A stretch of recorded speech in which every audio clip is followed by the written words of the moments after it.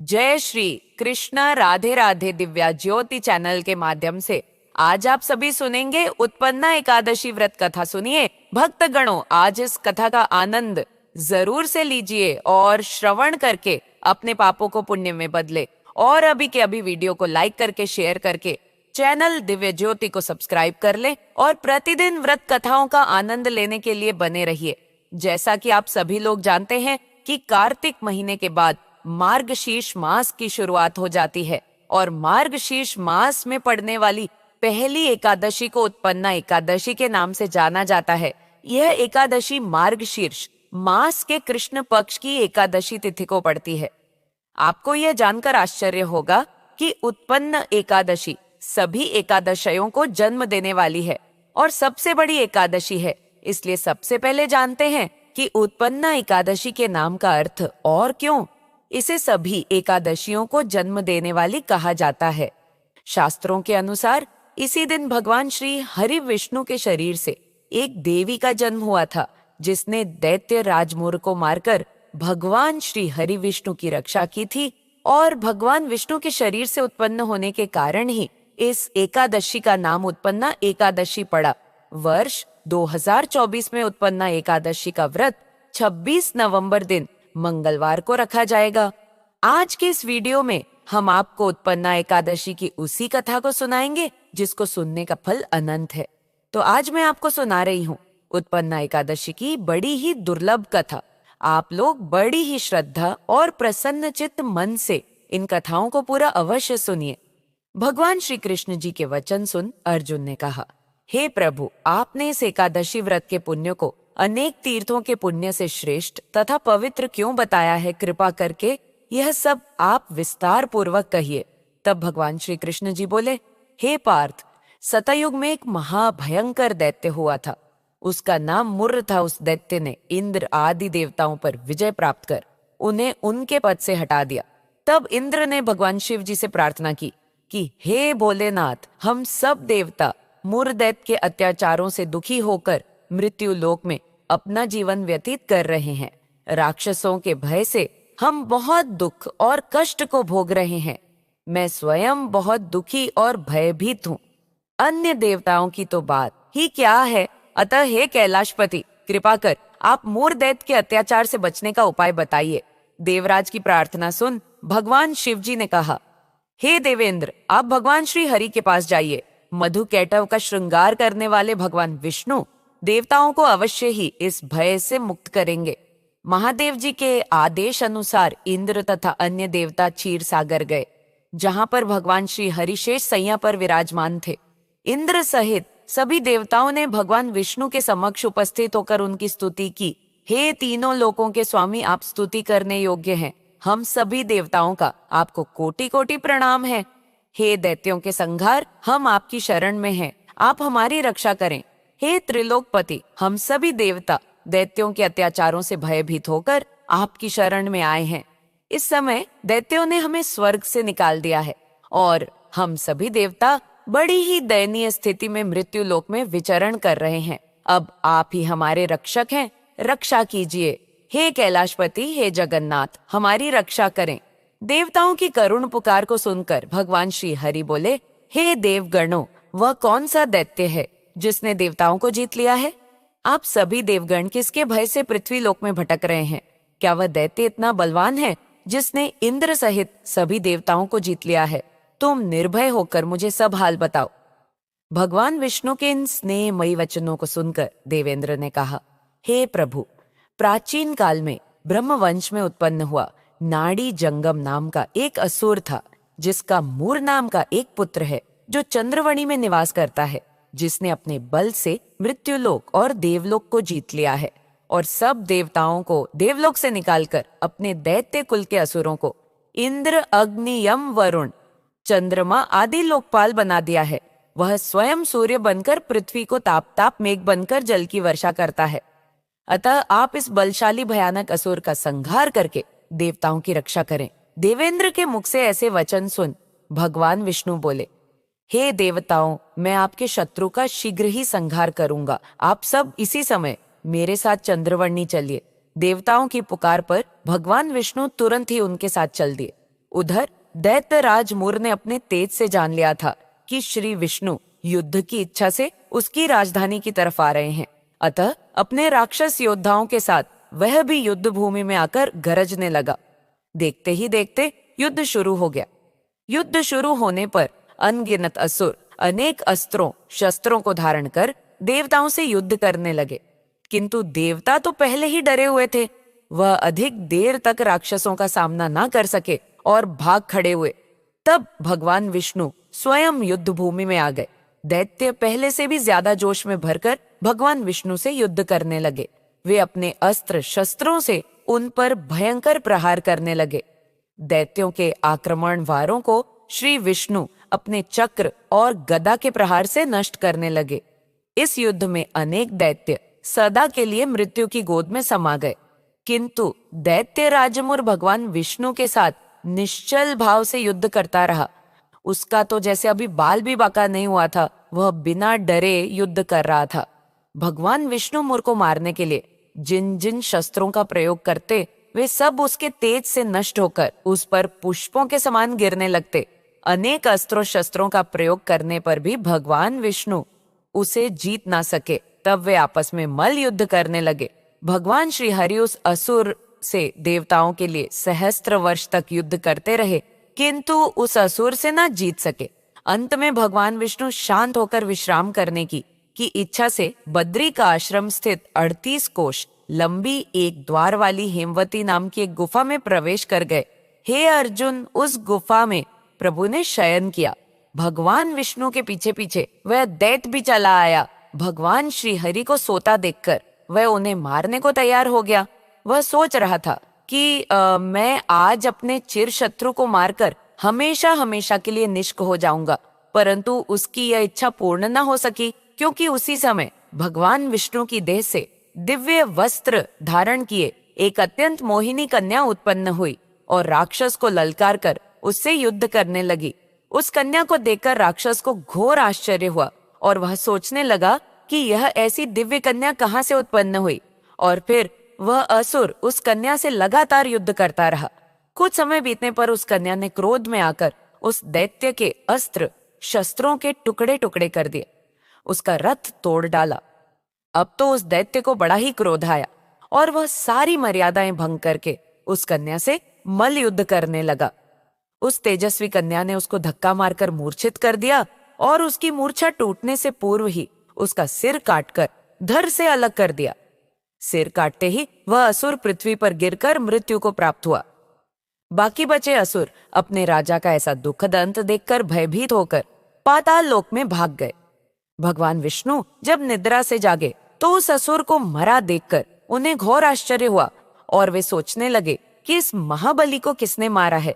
तब वह तेजस्वी कन्या श्री हरि से हाथ जोड़कर बोली, हे जगदीश्वर, यह असुर आपको मारने को उद्यत था, तब मैंने आपके शरीर से उत्पन्न होकर इस असुर का वध किया है। कन्या की बात सुन भगवान बोले, तुमने इस सुर को मारा है। अथे कन्या, मैं तुमसे अत्यंत प्रसन्न हूँ।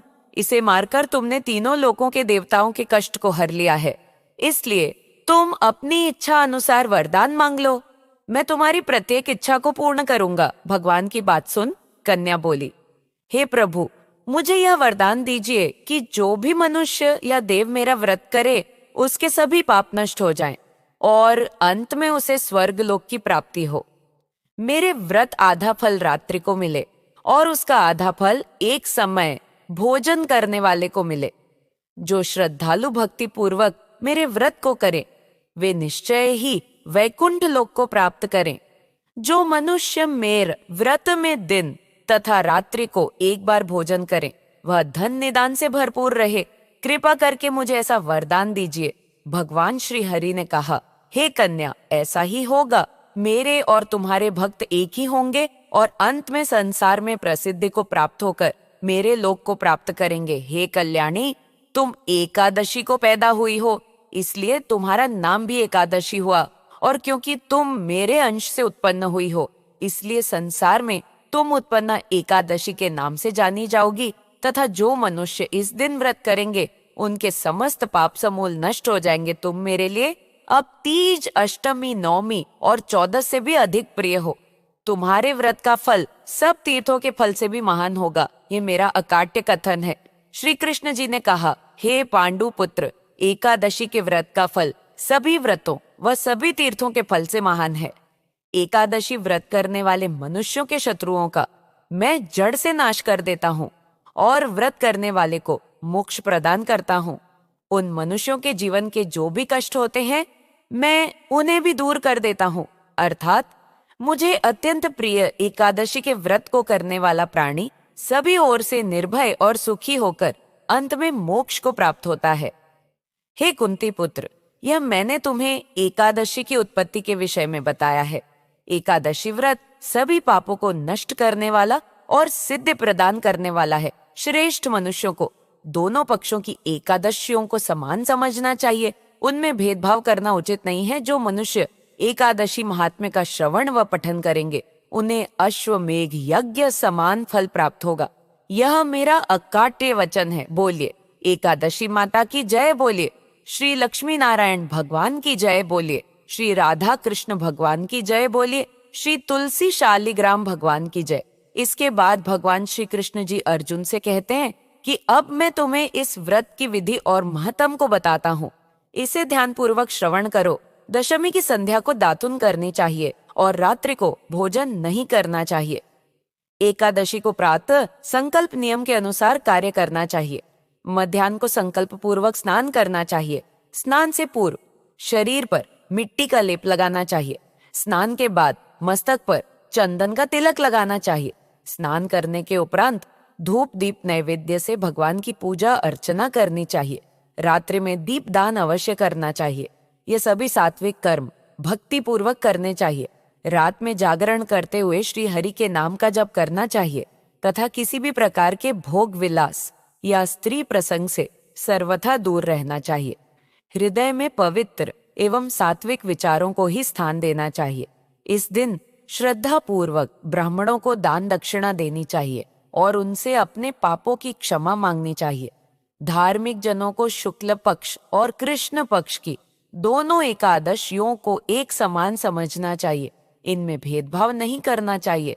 जो व्यक्ति बताई गई विधि के अनुसार एकादशी का व्रत करते हैं उनको शंखदार तीर्थ एवं दर्शन करने से जो पुण्य प्राप्त होता है वह एकादशी व्रत के पुण्य के 16वें भाग के बराबर भी नहीं है। हे अर्जुन, व्यतिपात योग में, संक्रांति में तथा सूर्य और चंद्र ग्रहण में दान देने से और कुरुक्षेत्र में स्नान करने से जो पुण्य प्राप्त होता है वही पूर्ण मनुष्य को एकादशी का व्रत करने से प्राप्त होता है। हे कुंती पुत्र, जो फल वेद पाठी ब्राह्मणों को 1000 गौ दान करने से प्राप्त होता है उससे 10 गुना अधिक पूर्ण एकादशी का व्रत करने से मिलता है। 10 श्रेष्ठ ब्राह्मणों को भोजन कराने से जो पुण्य प्राप्त होता है वह एकादशी के पुण्य के 10वें भाग के बराबर होता है। निर्जल व्रत करने का आधा फल एक बार भोजन करने के बराबर होता है। अतः एकादशी का व्रत करने पर ही यज्ञ दान तप आदि मिलते हैं, अन्यथा नहीं। अतः एकादशी का व्रत अवश्य ही करना चाहिए। इस एकादशी के व्रत में शंख से जल नहीं पीना चाहिए। मांसाहार तथा अन्य निरामिष आहार का एकादशी के व्रत में सर्वथा निषेध है। एकादशी व्रत का फल 1000 यज्ञों से भी ज्यादा है। आइए सुनते हैं तुलसी माता की संपूर्ण कथाएं। तुलसी माता को हरिप्रिया भी कहा जाता है। जितना भगवान श्री हरि विष्णु सोने चांदी हीरे मोती और रत्नों से प्रसन्न नहीं होते हैं उतना सिर्फ तुलसा दल से प्रसन्न हो जाते हैं। सच्ची श्रद्धा भाव से तुलसा दल भगवान विष्णु को अर्पित करने से मनुष्य के सभी संकट कट जाते हैं और मनोकामनाओं की पूर्ति होती है। शास्त्र अनुसार एकादशी के दिन तुलसी जी में कभी भी जल नहीं चढ़ाना चाहिए, क्योंकि तुलसी महारानी स्वयं एकादशी का निर्जला व्रत रखती हैं, लेकिन द्वादशी के दिन व्रत के पारण के समय तुलसी माता को जल अवश्य चढ़ाना चाहिए और पूरे विधि विधान से पूजा पाठ करके उनकी कथाओं को सुनकर ही अपना व्रत खोलें। एक बार एक गांव में एक बुजुर्ग महिला रहा करती थी। वह बहुत ही पूजा पाठ किया करती थी। वह रोज तुलसी माँ की पूजा करती थी और वह बुजुर्ग महिला रोज तुलसी माता से कहती, हे तुलसी माँ, तुम मुझे बहू दे, पीतांबर की धोती दे, मीठा मठा घास दे, बैकुंठ में वास दे, चटक की चाल दे, पटक की मौत दे, चंदन का काट दे, रानी सा काज दे, दाल भात का भोजन दे, ग्यारस की मौत दे और कृष्ण जी का गधा दे। वह बुजुर्ग महिला हर महीने में तुलसी माता की रोज पूजा करती और उनके बिड़ले को रोज सींचती। तुलसी माता बुजुर्ग महिला की बात सुनकर धीरे धीरे सूखने लगी। तभी भगवान श्री कृष्ण जी ने देखा कि तुलसी माता सूख रही हैं और तभी एक दिन भगवान श्री कृष्ण तुलसी माता जी के पास प्रकट हुए और भगवान श्री कृष्ण जी ने तुलसी माता से पूछा, तुम क्यों सूख रही हो? सभी महिलाएं तुम्हारी पूजा करती हैं और तुमको रोज सींचती हैं, लेकिन फिर भी तुम सूखती जा रही हो, इसका कारण क्या है? जिसके बाद तुलसी माता ने भगवान श्री कृष्ण जी से कहा कि हे प्रभु, एक बुजुर्ग महिला मेरे पास रोज आती है और रोज एक ही बात बोलती है, हे तुलसी माता, सबकी दाता, मैं तेरा बिड़ला सींचती हूँ, तुम मुझे बहू दे, पीतांबर की धोती दे, मीठा मीठा घास दे, बैकुंठ में वास दे, चटक की चाल दे, पटक की मौत दे, चंदन का काट दे, रानी सा राज दे, दाल भात का भोजन दे, ग्यारस की मौत दे और कृष्ण जी का कंधा दे। मैं उस बुजुर्ग महिला की सारी मनोकामनाएं पूरी कर सकती हूँ, लेकिन उसकी एक मनोकामना पूरी नहीं कर सकती। मैं कृष्ण जी का कंधा कहाँ से दूंगी? भगवान श्री कृष्ण जी तुलसी माता की बात सुनकर जोर जोर से हंसने लगे और फिर भगवान श्री कृष्ण जी ने तुलसी माता जी से कहा कि तुम चिंता मत करो, जब वह बुजुर्ग महिला की मृत्यु होगी तब मौके पर मैं और आप ही कंधा दे देंगे। आप सुबह जब वह पूजा करने आए तब कह देना कि सब कुछ तुम्हें मिल जाएगा। कुछ दिनों बाद वह वृद्ध महिला ठोकर खाकर रास्ते में गिरकर मर गई। पूरे गांव के सभी लोग आए और उस महिला को सभी लोग धर्मात्मा मानते थे। उसको तुलसा जी की ढोकरी कहते थे। उसके परिवार में कोई भी नहीं था, इसलिए गांव वालों ने ही उसके अंतिम संस्कार करने की योजना बनाई और उसे नहलाकर जब बैकुंठी पर बैठाने के लिए उसे उठाने लगे तो उसके मृत शरीर इतना भारी हो गया था कि उसे कोई उठा नहीं पाया। यह सब देखकर वहां के सभी लोग तरह तरह की बातें करने लगे और कहने लगे कि ये इतना पूजा पाठ करती थी, हर समय माला फेरती थी, इसलिए ये इतनी भारी हो गई है। वहीं पूरे गांव में चर्चा होने लगी कि डोकरी माई कोई भक्ति नहीं करती थी, ये छल कपट करती थी। हम जिसे धर्मात्मा समझते थे वह पापी है जो कि किसी से भी नहीं उठ पा रही है, ये इसके कर्मों की सजा है।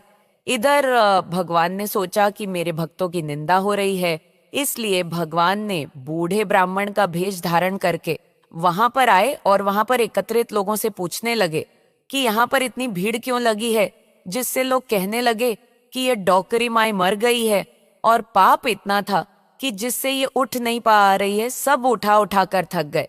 तब ब्राह्मण ने कहा कि मुझे एक बार डोकरी के कानों में कहने दो, फिर वह देखो कैसे उठती है।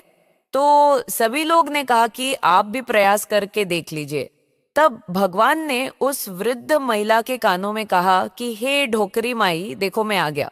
और जो ढोकरी पूजा करते समय शब्द कहती थी, वह शब्द उसके कानों में कहने लगे, तू बिड़ला सींच तेरा मैं करूं निस्तारा, मेरा डोकरी माई ले, बेटी ले, पोता ले, लड्डू ले, पीतांबर की धोती ले, गहना ले, घी का घड़ा ले, मीठा मठा खीर और पूड़ी ले, दाल भात का भोजन ले, धन दौलत ले बेटा, पोता को काम ले, तुलसी को पता ले, मुंह में गंगा जल ले, ग्यारस को दिन ले, चंदन को दाग ले, श्री कृष्ण जी का कंधा ले। इतना सुनते ही डोकरी हल्की हो गई। भगवान ने बोला, आओ और उसको उठाओ। भगवान ने हाथ लगाया और डोकरी उठ गई। सबको बड़ा ही आश्चर्य हुआ। उसे खूब धूमधाम से ले जाया गया। भगवान उसे अपने कंधे पर ले गए। पूरे गांव में इसकी चर्चा होने लगी, जिससे उसको मुक्ति मिल गई और वह बैकुंठ में चली गई। सभी लोग देखते रह गए। सभी लोगों ने देखा कि शमशान घाट तक तो ब्राह्मण साथ ही आया था, लेकिन अब वह दिखाई नहीं दे रहा है। इससे लोगों को समझ में आ गया कि वह कोई और नहीं, स्वयं भगवानी बूढ़े ब्राह्मण के रूप में आए थे। बोलिए श्री राधा कृष्ण भगवान की जय, बोलिए श्री तुलसी शालिग्राम जी की जय। अगर आपको आज की यह कहानी पसंद आए तो आज के वीडियो को जरूर से लाइक कर दीजिएगा, और चैनल पर पहली बार आए हैं और अभी तक अपने चैनल को सब्सक्राइब नहीं किया तो दिव्या ज्योति चैनल को सब्सक्राइब करके बेल आइकन जरूर से प्रेस कीजिए, ताकि आपको आने वाली हर वीडियो का नोटिफिकेशन आपको समय से पहले प्राप्त होता रहे और पूजा पाठ से जुड़ी संपूर्ण सही और सटीक जानकारी आपको अच्छे से प्राप्त होती रहे। अगर आपका कोई प्रश्न है, कोई भी पूजा पाठ से जुड़ी जानकारी चाहिए, तो नीचे कमेंट में जरूर से बताइएगा। आपको उससे जुड़ा हुआ वीडियो जरूर मिलेगा।